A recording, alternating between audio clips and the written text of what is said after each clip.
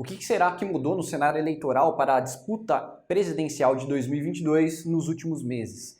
Vou fazer um vídeo aqui bem curto, essa primeira parte, para mostrar o que eu acho que mudou desde abril de 2021, que foi quando eu comecei a fazer vídeos sobre política.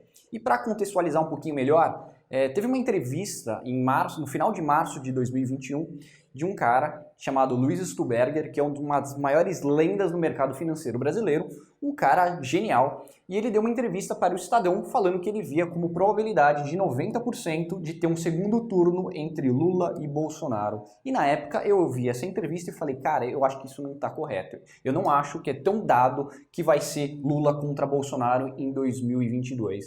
Então, como ele tinha falado que era aproximadamente 90%, como ele via a probabilidade desse cenário, eu falei, não, beleza, vou começar a escrever, fazer alguns vídeos, porque eu acho que ele está equivocado. Eu falei na época, e continuo achando isso, que pode até ser o mais provável que Lula e Bolsonaro se enfrentem no segundo turno de 2022. Mas eu não acho que é tão dado assim, tão certeza assim, que esse cenário vai acontecer, principalmente porque o Bolsonaro me parece cada vez mais frágil.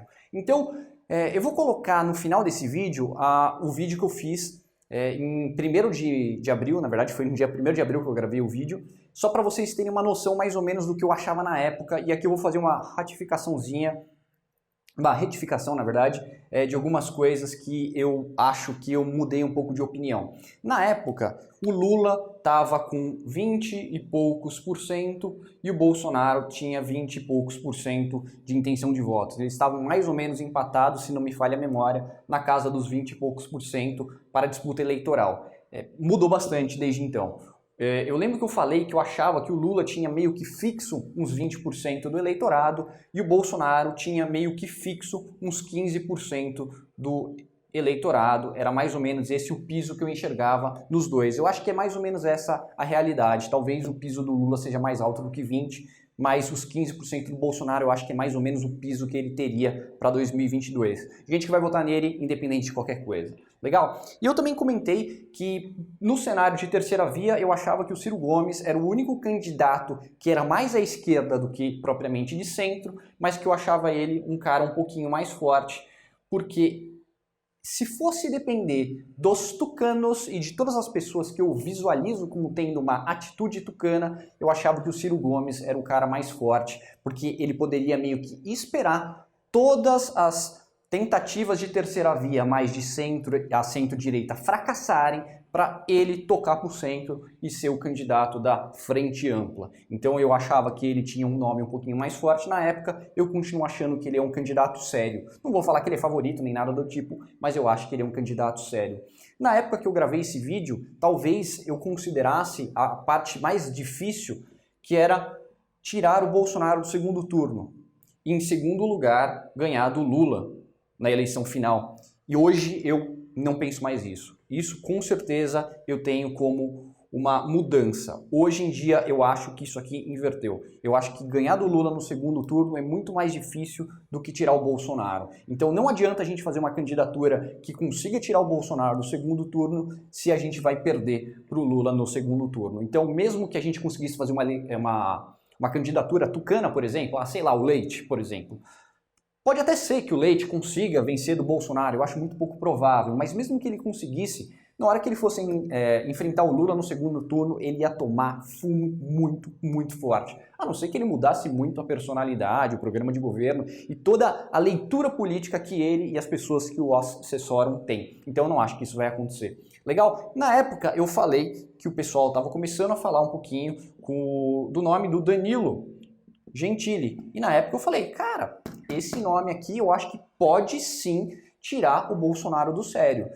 Tanto é que o Bolsonaro não gostou na época, a Jovem Pan ligou a metralhadora para bater no Danilo, e porque eles realmente viam com bastante perigo a possível candidatura do Danilo Gentili em 2022, e eu acho que ele poderia ser uma candidatura bastante forte, não estou de brincadeira não. Vejam o vídeo aí e eu acho que ele poderia ser um cara bastante forte. Então agora o pessoal está falando agora de Moro, talvez, mas tem um problema muito grande. Tanto a candidatura Moro como qualquer um desses caras.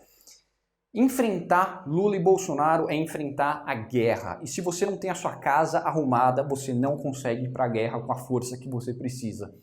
O Moro nem partido tem, se for pro Podemos vai ter problema dentro do próprio partido. O Ciro Gomes pelo menos tem um partido para chamar de seu. Por isso que eu acho que o Ciro Gomes é o cara mais forte para tentar tirar o Bolsonaro do segundo turno e ganhar do Lula. Claro, não é a minha primeira opção, nem a segunda, nem a terceira. Eu sou um cara liberal, eu preferiria muito mais um tucano do que o Ciro. E nem gosto tanto assim dos tucanos, como vocês podem ver aqui nos meus vídeos, legal? Então, isso aqui é mais ou menos o que eu tenho meio de mudança. E agora eu vou colocar o vídeo que eu postei no meu outro canal, no dia que eu gravei no dia 1º de abril.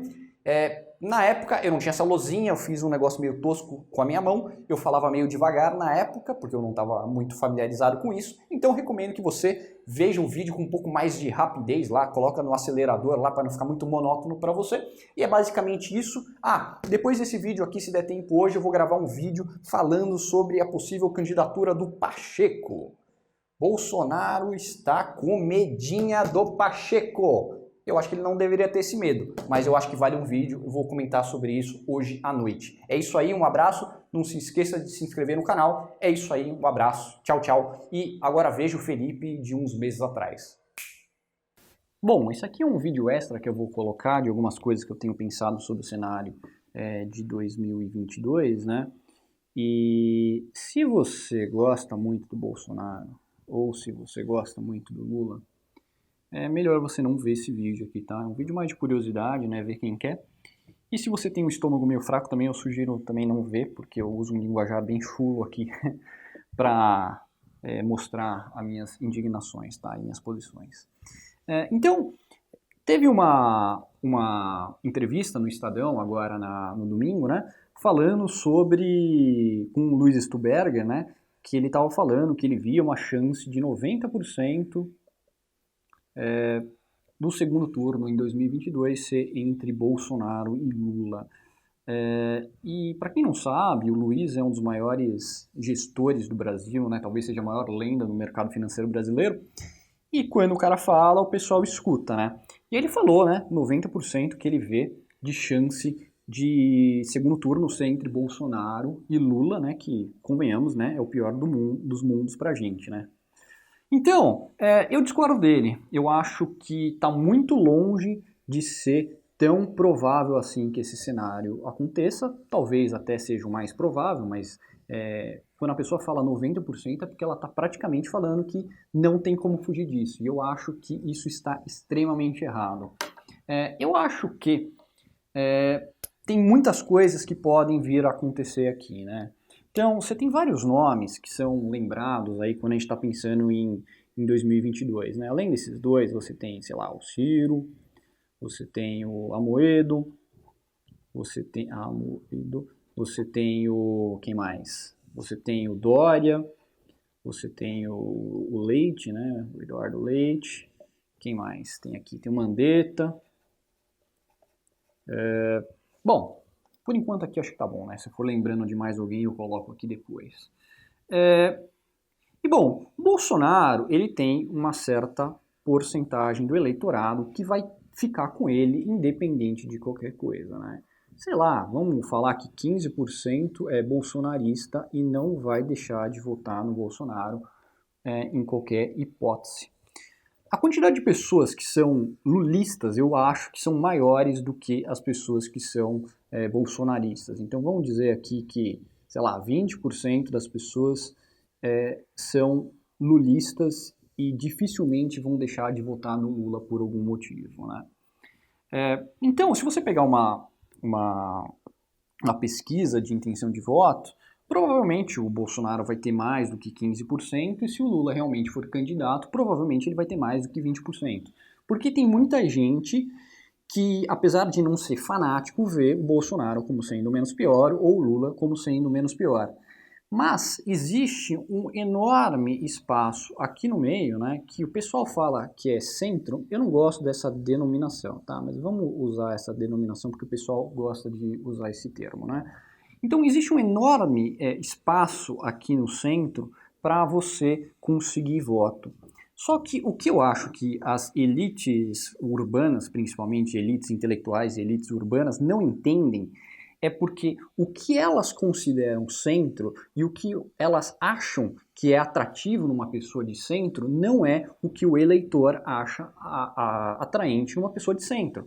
O que uma elite intelectual vai falar? Ah, um cara de centro é, sei lá, Fernando Henrique Cardoso, um cara limpinho, bonito, estadista. O Temer, que é outro cara também extremamente bem versado nas palavras, coisas do tipo.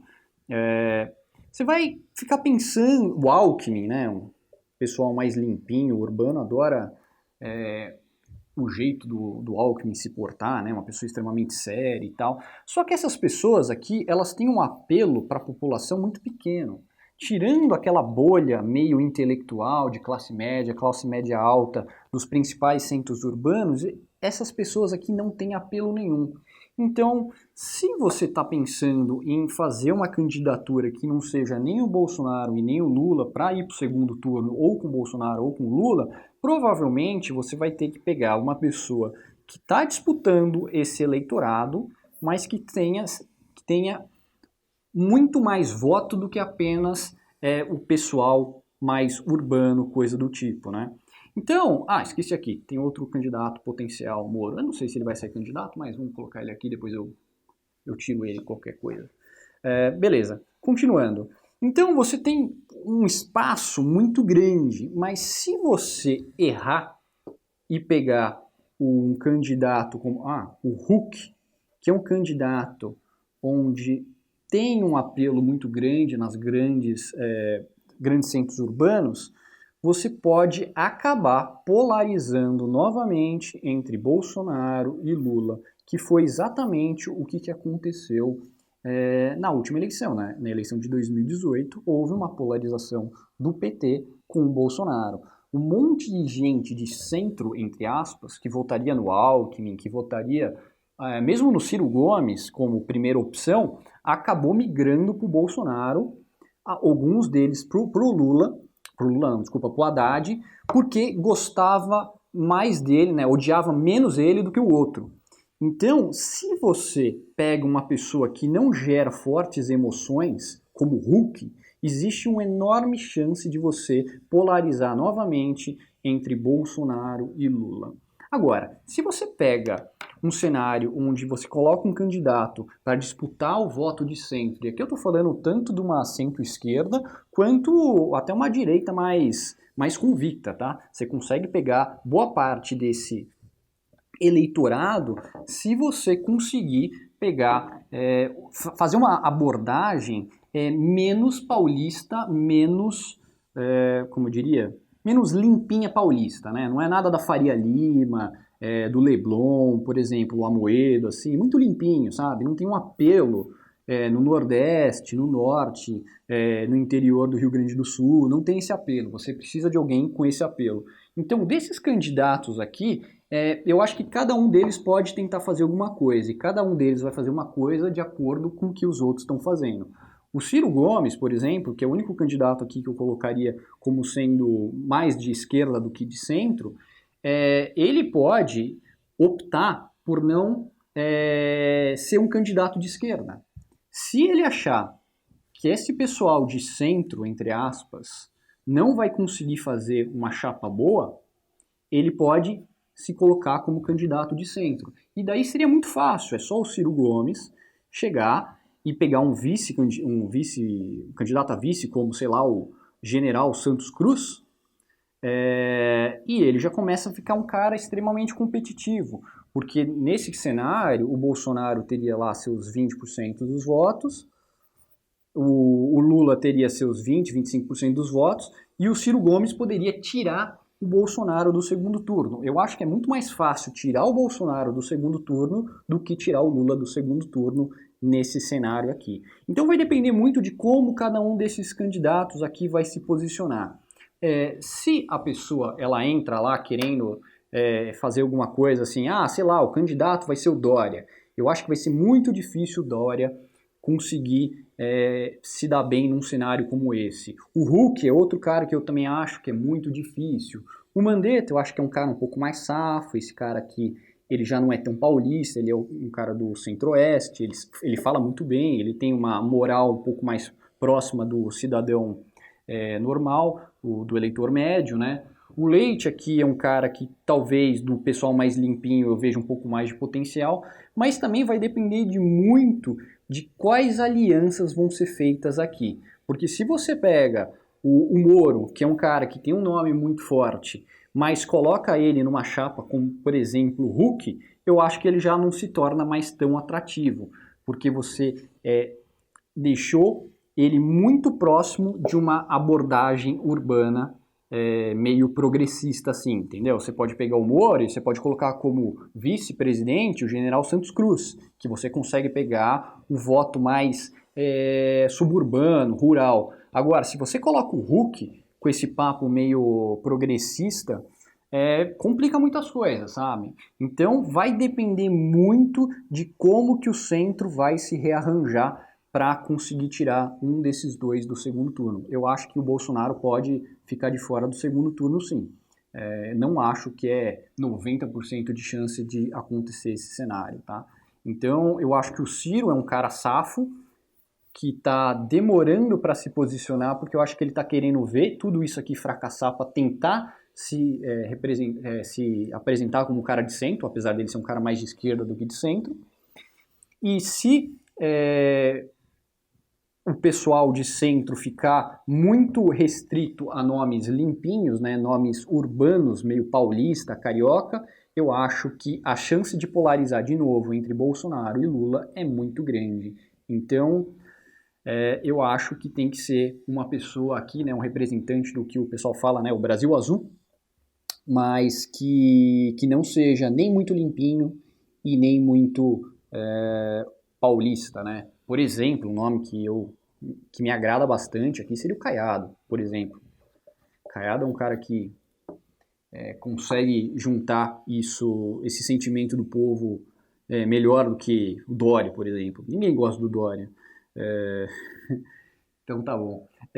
Só mais uma coisa, só para terminar esse vídeo aqui, eu gostaria de falar que existe também uma outra possibilidade, né, que o pessoal tá levando meio que na brincadeira, mas que eu não levo tanto na brincadeira assim, que seria a candidatura do Danilo Gentili.